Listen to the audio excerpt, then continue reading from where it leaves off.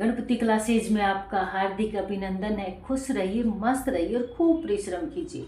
तो आज का हमारा जो टॉपिक है वो है उत्पत्ति के आधार पर शब्दों के भेद। तो किसके आधार पे है? उत्पत्ति के आधार पे। तो उत्पत्ति के आधार पे कितने भेद होते हैं? 4 भेद होते हैं। अब देखिए, सबसे पहले तो ये किसके भेद है? शब्दों के भेद है। सेकंड पॉइंट किसके आधार पे है? उत्पत्ति के आधार पे। तो कितने भेद है? 4। अब वो 4 कौन कौन से हैं? तत्सम शब्द, तद्भव शब्द, देशज शब्द, विदेशज शब्द। तत्सम, तद्भव, देशज और विदेशज, ये 4 है जो शब्द के भेद है। किसके आधार पे? उत्पत्ति के आधार पे। किसके? उत्पत्ति के आधार पे। तत्सम शब्द किसे कहते हैं? सबसे पहले हम बात करते हैं तत्सम शब्दों की। जो शब्द संस्कृत भाषा से ज्यों के त्यों यानी वैसे के वैसे ही हिंदी भाषा में लिखे जाते हैं, यानी संस्कृत भाषा के हैं और हिंदी में लिखते समय उनमें कोई परिवर्तन नहीं होता है, तो वो कौन से शब्द होते हैं? तत्सम शब्द। अब इसके उदाहरण देख लेते हैं, जैसे निंद्रा, दुग्ध, बृहता, अमृत, अग्नि और कोकिल, ये सब कौन से हैं? तत्सम शब्द। अब तद्भव शब्द क्या है? अब तद्भव शब्द बहुत समानता है इनमें। देखिए कैसे, संस्कृत भाषा के जिन शब्दों को हिंदी में प्रयोग किया जाता है, संस्कृत भाषा के जिन शब्दों को हिंदी में कैसे प्रयोग किया जाता है? बदल कर। कैसे? बदल कर, परिवर्तन करके।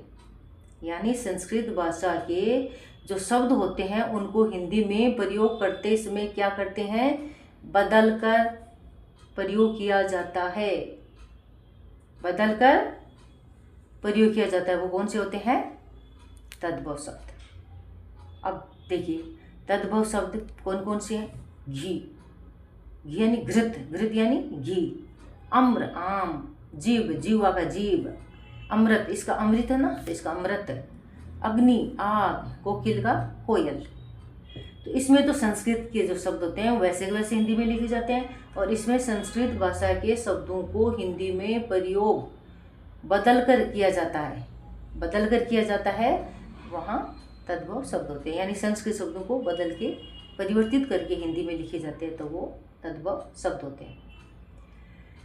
देशज शब्द कौन है? देश नाम से अर्थ हुआ देशज, यानी अपने क्षेत्रीय, अपने जो क्षेत्र है, अलग अलग अपने जो बोलचाल के जो शब्द होते हैं ना, वो शब्द। जो शब्द देश के विभिन्न प्रदेशों में प्रचलित यानी बोलचाल में, आम बोलचाल की भाषा, आम यानी प्रत्येक लोग अपने अपने जो क्षेत्र है उसके आधार पे जो बोलते हैं कि भाषा से हिंदी में आए हैं, देशज शब्द कहती हैं।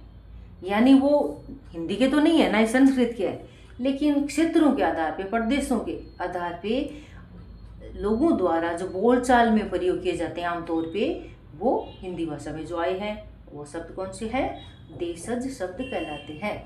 जैसे लोटा, पगड़ी, थैला, गाड़ी, चटपट, धड़ाम, जगमग, ये और भी बहुत सारे शब्द हैं। यहाँ कुछ शब्द दिए गए हैं जो इसमें आते हैं देशज शब्द। ये तो बहुत सारे हो सकते हैं, लेकिन मेन क्या ध्यान रखना है, जो देशज यानी अपने क्षेत्रीय यानी अलग अलग प्रदेशों के दायरे में जो आते हैं, बोलचाल में आम लोग प्रयोग करते हैं, वो देशज शब्द होते हैं। तद्भव शब्द होते हैं जो संस्कृत के होते हैं और हिंदी में बदल के आते हैं, वो तद्भव है। जो संस्कृत के शब्द है और वैसे के वैसे ज्यों के त्यों हिंदी में लिखे जाते हैं, वो तत्सम शब्द है। अब विदेशज शब्द, जैसे देशज यानी अपने क्षेत्रीय, अपने देश से संबंधित बोलचाल वाले, वैसे ही विदेशज यानी विदेशी भाषाओं से हिंदी में आने वाले वे शब्द जो हिंदी भाषा में विदेशी भाषाओं से हिंदी भाषा में आए हैं, विदेशज शब्द कहलाते हैं या विदेशज शब्द होते हैं। विदेशज विदेश, देशज देश, तद्भव संस्कृत से हिंदी में बदल के आना, तत्सम ज्यों के त्यों संस्कृत में आना। अब जैसे तोहफा, budget, diary, college, pen, film, school, ये सब विदेशी शब्द, विदेशी भाषाओं से लिए गए शब्द हैं जो अपनी हिंदी भाषा में प्रयोग किए जाते हैं। तो कितना सरलता से आपने समझे। अब देखिए, सबसे पहले तो किसके आधार पे ध्यान देना है? आज जो 4 भेद आपने पढ़े वो किसके आधार पे हैं? उत्पत्ति। ध्यान रखना, उत्पत्ति के आधार पे है ये सब। और उत्पत्ति के आधार पे कितने भेद हैं? किसके? वाक्य के नहीं, शब्द के 4 भेद हैं। अब कौन कौन से हैं? तत्सम, तद्भव, देशज और विदेशज, फिर उनकी परिभाषा और एग्जाम्पल। तो कितने पॉइंटों में क्लियर हो गया? उत्पत्ति के आधार पे 1, कितने भेद है? 4, काउंटिंग में 2, कौन कौन से? 3, उनकी परिभाषा 4 और एग्जाम्पल में 5।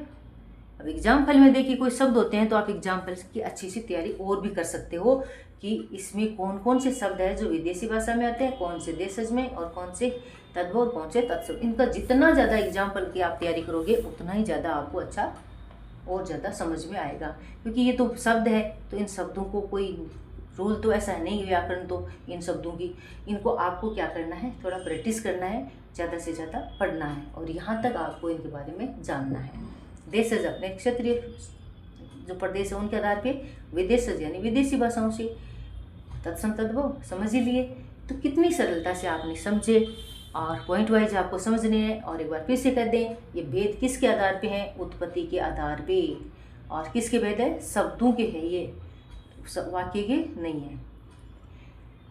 अब ये आपने अच्छे से समझा और भी आगे समझने के लिए वीडियो लाइक और सब्सक्राइब करें और ऐसे ही वीडियो देखते रहें, समझते रहें, आत्मसात करते रहें। Thank you so much.